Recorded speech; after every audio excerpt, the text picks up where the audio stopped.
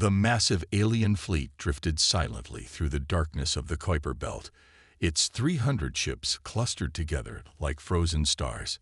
First Speaker Reed stood at the command center of the flagship, his tall figure casting a long shadow across the gleaming floor. His four-fingered hand touched the holographic display, showing the fleet's current position near the edge of the solar system they had just entered. Something was wrong. Terribly wrong. "Status report," Reed commanded, his voice steady despite the growing concern in his chest. The ship's AI responded immediately, its smooth voice echoing through the chamber. "All quantum drives across the fleet show critical failures. First Speaker. Cause unknown. Backup systems are not responding. We are operating on emergency power only." Reed's antenna twitched, a sign of deep worry in his species. 300 ships, carrying over 1 million colonists in suspended animation, now sat helpless in the cold void of space. Their magnificent vessels, each one a masterpiece of quantum engineering, had suddenly become nothing more than elaborate coffins. "How long until life support systems are affected?" Reed asked, dreading the answer. "At current power consumption rates, critical systems will begin failing in approximately 42 days. The AI responded. "Temperature control is already showing signs of strain due to our distance from the local star."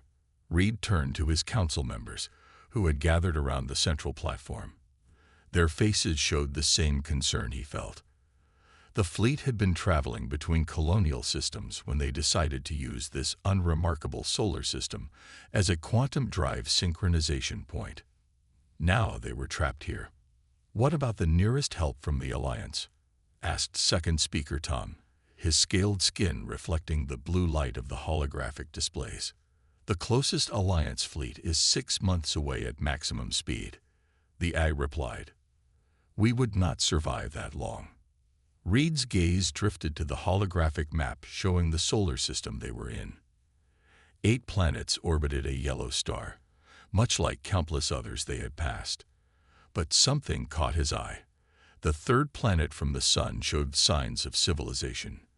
Radio waves, satellite signals, and various electromagnetic emissions leaked from its surface into space.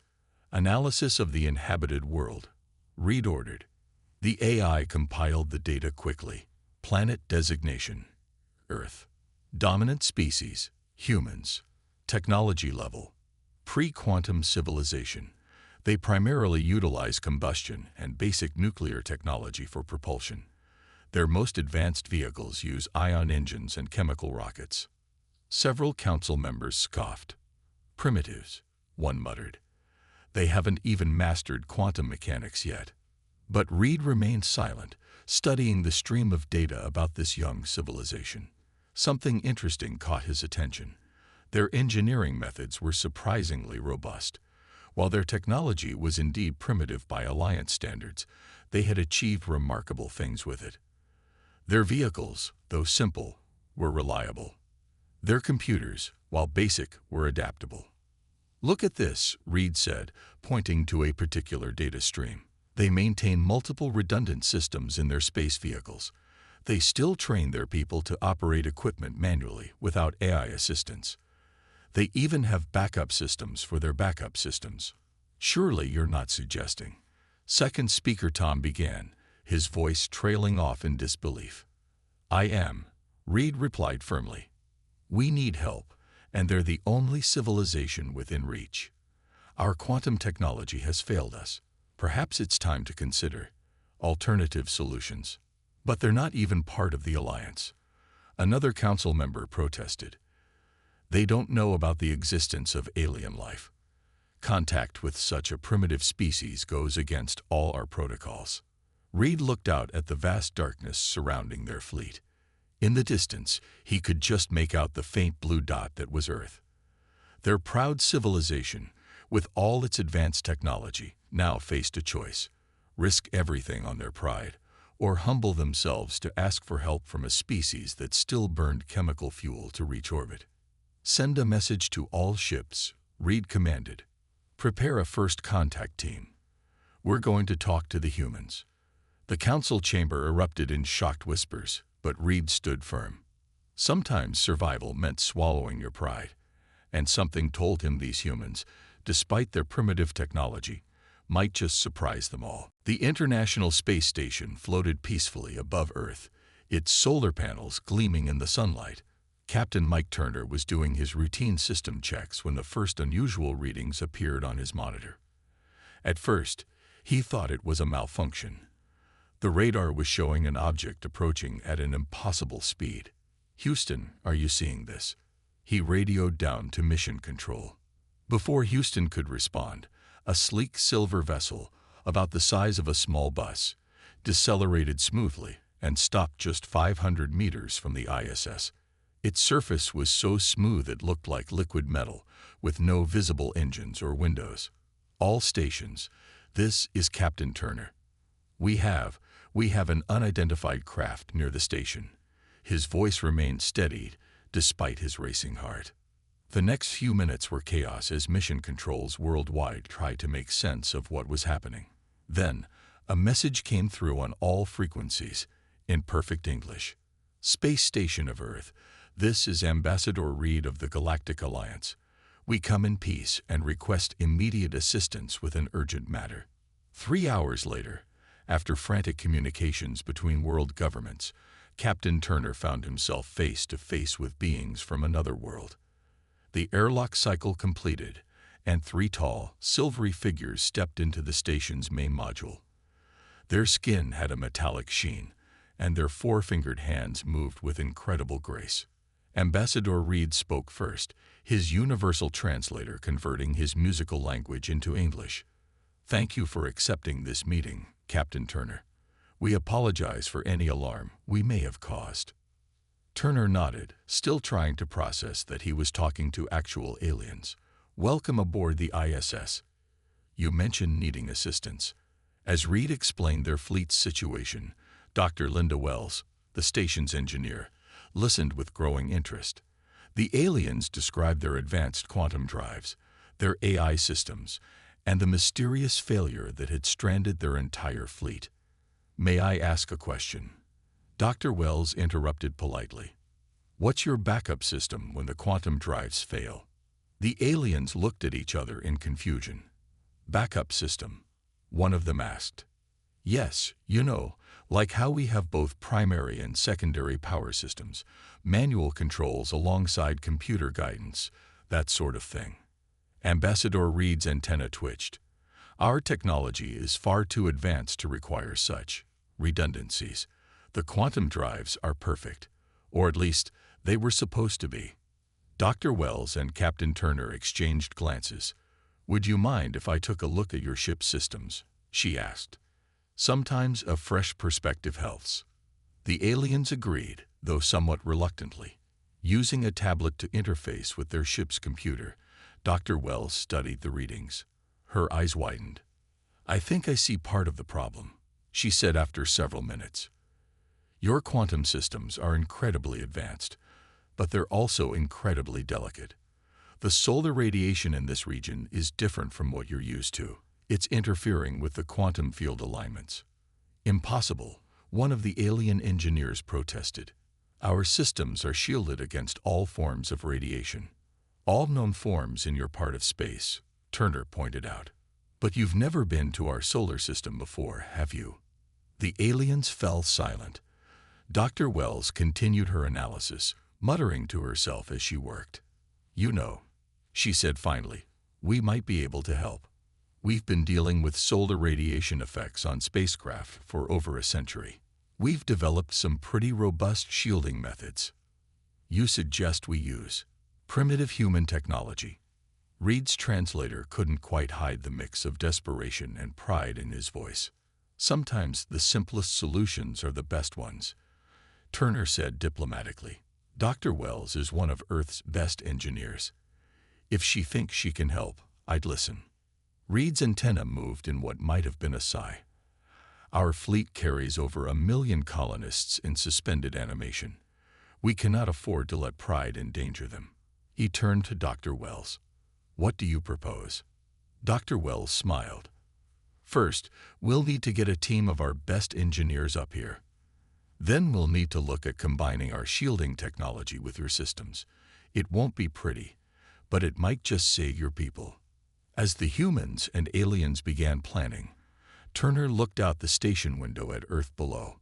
Humanity's first contact with alien life hadn't come with an invasion or a grand technological exchange, but with something much more basic: one group of people asking another for help. Sometimes that was all it took to change everything. The meeting room at NASA's Johnson Space Center buzzed with energy as Earth's top engineers gathered around a holographic display of the alien fleet. Dr. Wells stood at the front, pointing to the complex quantum drive systems that powered the massive ships. "The problem is bigger than we thought," she explained, adjusting her glasses.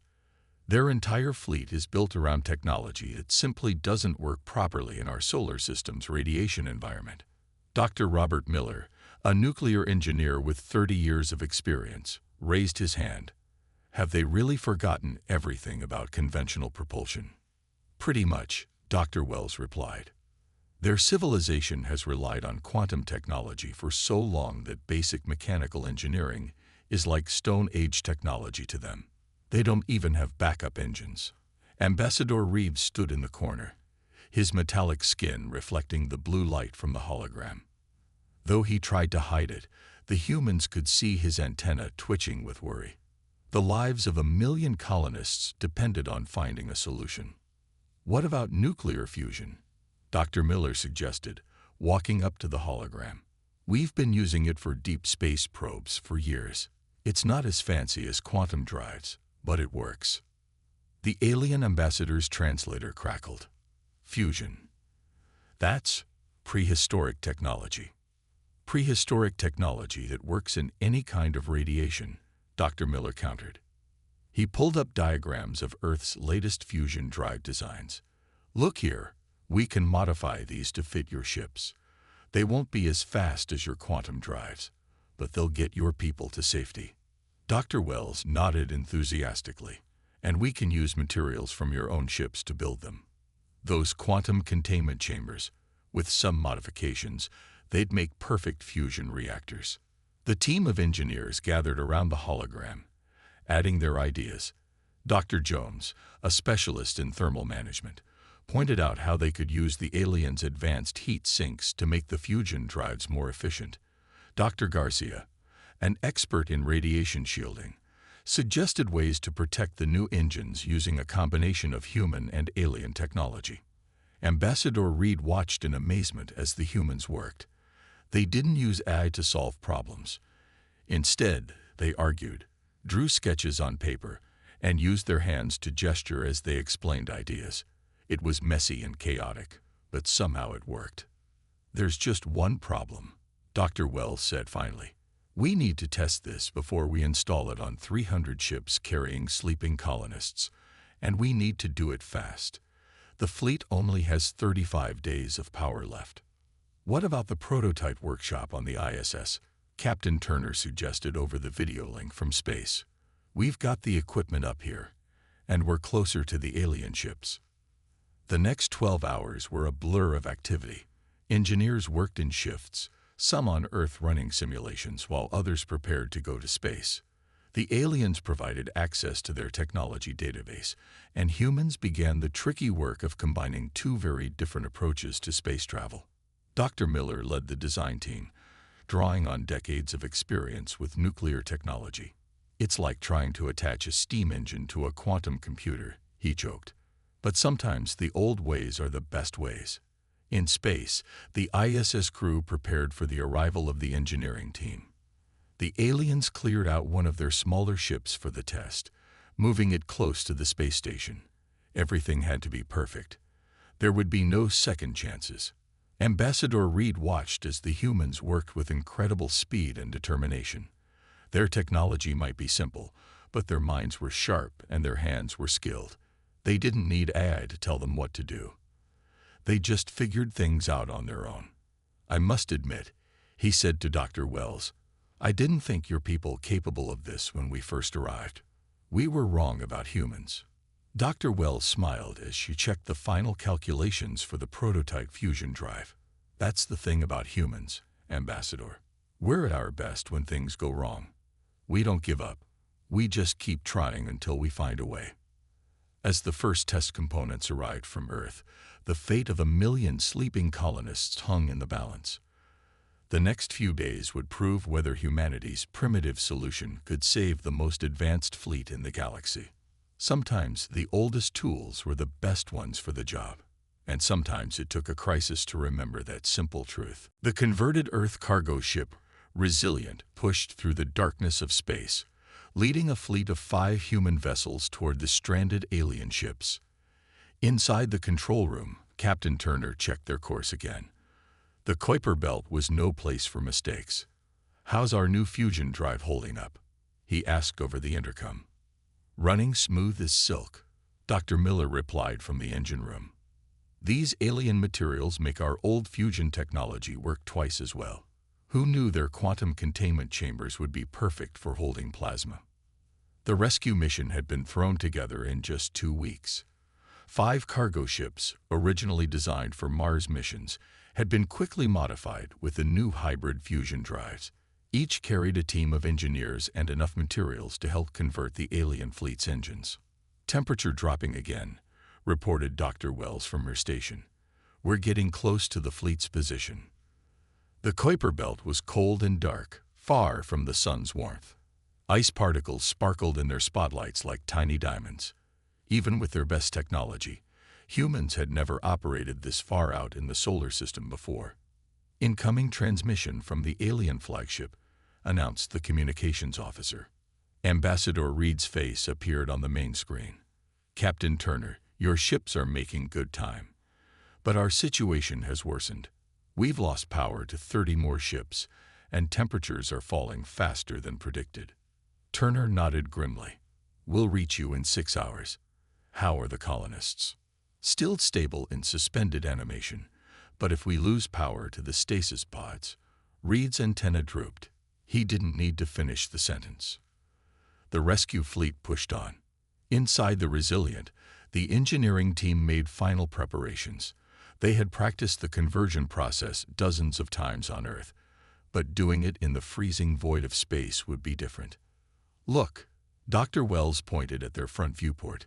In the distance, hundreds of massive shapes became visible in their lights. The alien fleet stretched out before them, each ship larger than a small city.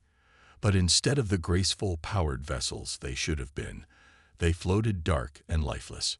"Starting emergency power transfer," Dr. Miller announced as they approached the first ship. The Resilient extended its power cables, connecting to the alien vessel's systems. "At least we can keep them warm while we work." The next few hours were intense. Space-suited humans and aliens worked side by side, their breath frosting inside their helmets. They moved between ships in small shuttles, carrying equipment and materials. "These old welding techniques feel so strange," one alien engineer commented as they worked. "But they're effective. We haven't used manual tools like these in generations." Dr. Wells smiled inside her helmet as she guided a plasma torch across a junction. "Sometimes you need to feel what you're building with your own hands. Machines can't always tell you when something's not quite right." The work was dangerous. In the extreme cold, metal became brittle. One wrong move could crack a vital component. The radiation that had disabled the quantum drives still lurked around them, interfering with their more sensitive equipment. But the humans were used to working in harsh conditions. When digital tools failed, they used analog ones. When computers gave conflicting readings, they relied on experience and gut instinct. The aliens watched in amazement as their human rescuers adapted to each new problem. "I understand now," Ambassador Reed said to Captain Turner as they observed the work. "Your species survived and thrived, not because your technology was perfect, but because you learned to work around its imperfections." Turner watched as another fusion drive came online, its warm glow spreading through an alien ship's systems. "We learned long ago that nothing's perfect. The trick is to be ready when things go wrong." Suddenly, alarms blared across the fleet. Dr. Wells' voice came over the radio, tense but controlled. "Captain, we've got a problem. A big one." Solar wind intensity is increasing. If it hits us at full strength. Turner looked at Reed, then at the hundreds of ships still waiting for conversion. They were only a quarter way through the fleet. Time was running out, and the deadly solar wind was racing toward them, threatening to end their rescue mission before it was complete. In the cold darkness of the Kuiper Belt, humanity's determination was about to be tested like never before. Solar wind approaching, estimated 30 minutes until impact. Dr. Wells' voice echoed through the communication channels. Across the vast expanse of space, humans and aliens scrambled to protect the partially converted fleet. Captain Turner stood in the Resilience control room, quickly assessing their options. 225 alien ships still needed their new fusion drives. They had managed to convert 75 ships in the past 16 hours, but it wasn't enough. "We need a new plan," he announced to the combined human-alien emergency meeting. "We can't convert all ships before the solar wind hits." Dr. Miller stepped forward, his face streaked with grease from working on the engines. "What if we don't need to convert them all right now? We just need to protect them." Ambassador Reed's antenna perked up with interest. "Explain." Miller pulled up a rough diagram on the main screen. "We position the converted ships in a protective formation around the others. Their new fusion shields can handle the radiation. We make a barrier, like covered wagons in a storm." "Covered wagons?" one of the alien engineers asked, confused. "Old Earth survival technique," Turner explained quickly. "Circling the wagons for protection. Sometimes old ideas are the best ideas." They had no time for lengthy discussions. The plan was approved in minutes. Turner's voice boomed through the fleet. "All converted ships, move to outer barrier positions. Form circular layers around the unconverted vessels. This is not a drill." The next 20 minutes were organized chaos. The massive ships moved slowly into position, their newly installed fusion drives glowing bright against the darkness of space. Humans and aliens worked together, calculating positions and angles for maximum protection. 15 ships aren't responding to movement commands, an alien technician reported frantically. "Manual override," Dr. Wells ordered. "Get teams inside and steer them by hand." The aliens stared in shock as human engineers rushed into the dead ships, using basic mechanical systems to manually adjust their positions. It was crude, dangerous, and absolutely necessary. 10 minutes to impact, came the warning. Dr. Miller worked furiously at his station, making final adjustments to the shield harmonics. "The fusion drives are stable, but we've never tested them against this level of solar radiation." Ambassador Reed watched the humans work with growing respect. Their solutions weren't elegant or advanced, but they were quick and effective. His own people would have spent hours analyzing the perfect solution while the fleet was destroyed. 5 minutes. "Barrier formation complete," Turner announced. "All ships in position. Power up fusion shields to maximum." The converted ship's engines blazed brighter, creating a protective energy barrier. The scene looked like something from ancient times, a circle of wagons made of starships, protecting their vulnerable companions from nature's fury. Impact in 3, 2, 1. The solar wind hit like a cosmic hammer. Radiation levels spiked dramatically.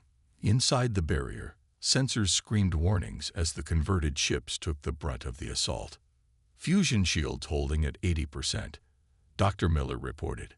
"The alien ships inside the barrier are protected." But they weren't safe yet.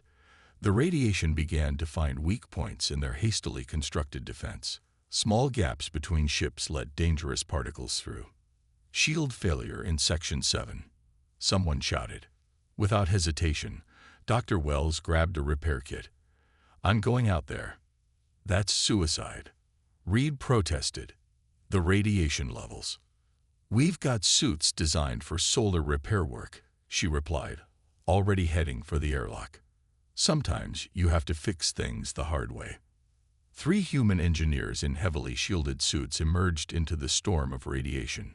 Working with practiced skill, they moved between the ships, reinforcing shield connections and sealing gaps. Their movements were precise and efficient. This wasn't the first time they had made repairs in dangerous conditions. Inside the barrier, the alien colonists leapt safely in their stasis pods, unaware of the drama unfolding around them. Their rescuers fought against time and nature itself, using everything from advanced fusion technology to simple wrenches and determination. As the solar wind continued to batter their defenses, Ambassador Reed made a note in his personal log. "Today I learned that true advancement isn't just about having the best technology. It's about remembering the basics and being ready to use them when needed." The storm was far from over, but humanity's mixture of innovation and old-fashioned grit was keeping hope alive in the cold darkness of space. The solar storm raged for 6 hours, battering the makeshift shield of converted ships. Just when they thought the worst was over, the aliens' worst nightmare became reality. "Quantum systems are failing across all ships," an alien technician shouted. "We're losing communication between vessels." Ambassador Reed's antenna went completely still, a sign of absolute horror in his species. Their advanced quantum communication network, which linked all ships and coordinated their movements, was shutting down. Captain Turner's voice cut through the panic. "Switch to radio communications. All ships, activate your emergency frequency receivers." "Radio?" Reed asked, bewildered. "But that's primitive." Turner finished with a grim smile. "Maybe. But radio waves don't care about quantum interference."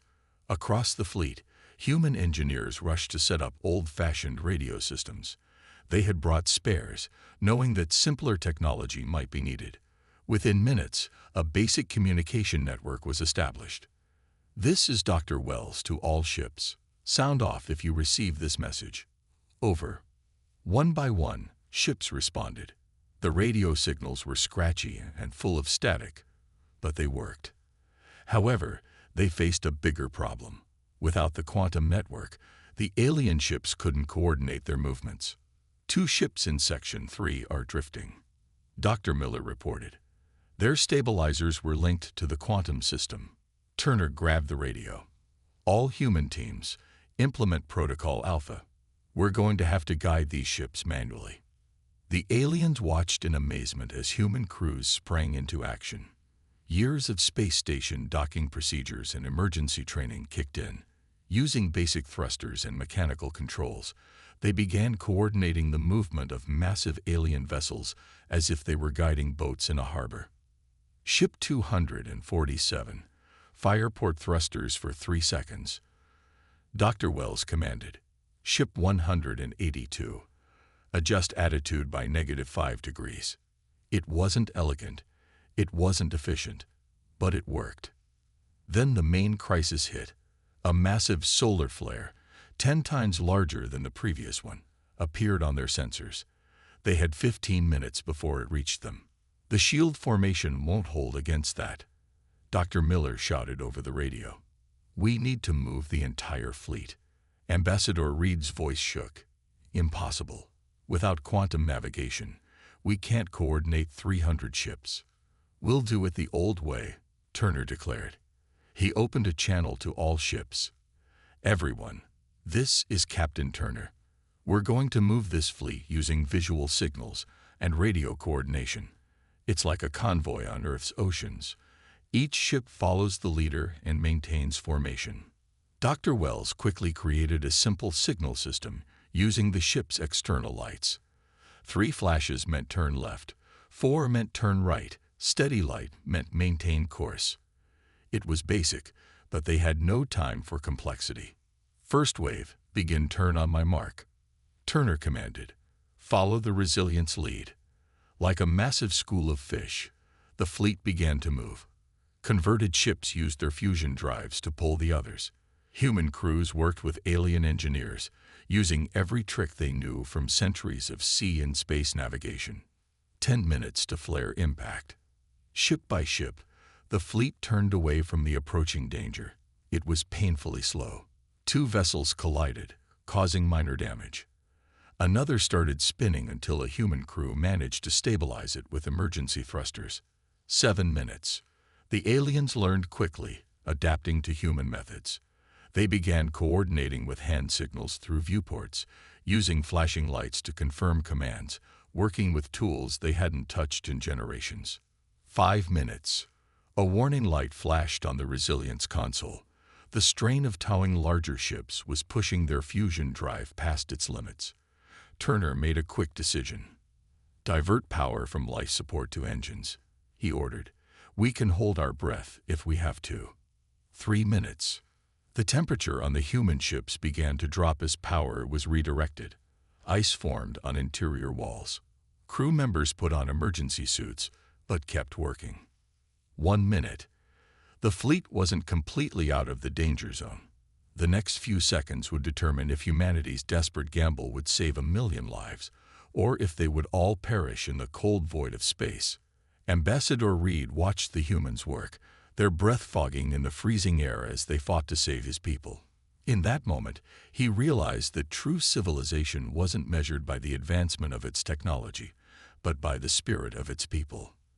The solar flare approached, and the fate of 2 civilizations hung in the balance. 3 months after the great solar flare, Captain Turner stood at a podium in the United Nations Assembly Hall. Before him sat delegates from Earth's nations, and more remarkably, representatives from 30 alien civilizations. The rescue of the colony fleet wasn't just about saving lives, Turner said, his voice steady. It was about proving that sometimes the simplest solutions are the strongest ones. In the front row, Ambassador Reed nodded, his antenna moving in the gesture of deep respect. The events in the Kuiper Belt had changed everything, not just for humanity, but for the entire galactic community. The fleet had survived. When the massive solar flare hit, the combination of fusion shields and proper positioning had protected them. Though 12 ships suffered damage, not a single life was lost. All 1,000,000 colonists were safe, thanks to what the aliens now called the human method. Dr. Wells, seated next to Reed, remembered those final moments. The flare had been the most powerful ever recorded in Earth's solar system, but their makeshift solutions, built from a combination of human ingenuity and alien technology, had held. The Galactic Alliance has learned valuable lessons from this experience, Reed addressed the assembly after Turner. We had become so dependent on advanced technology that we forgot the importance of basic engineering, of backup systems, of being able to work with our hands. The changes were already visible. Across the galaxy, ships were being retrofitted with hybrid systems, quantum drives backed up by fusion engines, AI systems with manual overrides, and crews trained in both advanced and basic operations. Dr. Miller stood up next, holding what looked like an old wrench. "This simple tool saved more lives than all the quantum computers in the fleet," he said, "because when everything else failed, we could still use it. That's humanity's gift to the stars. We remember the basics." The aliens had been true to their word. In gratitude for Earth's help, they had shared significant technological knowledge. But it wasn't their most advanced technology. Instead, they focused on helping humanity develop its existing technology in sustainable ways. Both sides had learned that skipping steps in technological development could be dangerous. "We are proud to announce," Turner continued, "the establishment of the Solar System Safety Network. This joint human-alien project will protect all ships passing through our system from the unique radiation that caused the original crisis." The safety network was a perfect symbol of the new partnership. It used alien quantum sensors to detect radiation threats, but relied on human-designed fusion shields and mechanical backups for protection. Simple and advanced technology working together, each making up for the other's weaknesses. Ambassador Reed approached the podium, carrying a small box. "On behalf of the Galactic Alliance, I present this award to the people of Earth. Not for having the most advanced technology, but for teaching us that true advancement means never forgetting your roots." Inside the box was a simple mechanical watch, but it was made from materials found only in distant stars, a perfect blend of human design and alien science. In the months that followed, Earth became known throughout the galaxy, not as the most advanced civilization, but as the one that understood something vital. The importance of maintaining multiple approaches to solving problems. Ships from across the stars began stopping at Earth, not just for supplies but for training. In the shipyards orbiting Mars, human engineers worked alongside alien technicians, teaching them the value of hands-on experience and basic mechanical skills. In return, the aliens helped humans understand their advanced technology, but always with an emphasis on maintaining backup systems and manual controls. Dr. Wells walked through one of these training facilities, watching humans and aliens working together. On one wall hung a sign that had become famous throughout known space. "Sometimes the old ways are the best ways." "Did you ever think," Turner asked her, "that our primitive technology would end up saving the most advanced fleet in the galaxy?" Wells smiled, picking up a wrench, much like the one that had helped save 1,000,000 lives. "Maybe that's humanity's real contribution to the galaxy. We don't just look forward to the future. We remember what got us there." As Earth entered a new age of interstellar cooperation, one thing became clear. True progress wasn't about abandoning the past for the future. It was about bringing the best of both together, creating something stronger than either could be alone. The story of how humans saved a stranded alien fleet became legend, taught in schools across the galaxy. Not as a tale of advanced technology, but as a reminder that the simplest solutions often prove to be the most reliable ones. And somewhere in the vast expanse of space, countless ships now carry both quantum drives and simple wrenches, a lasting legacy of the day humanity taught the stars to remember their roots.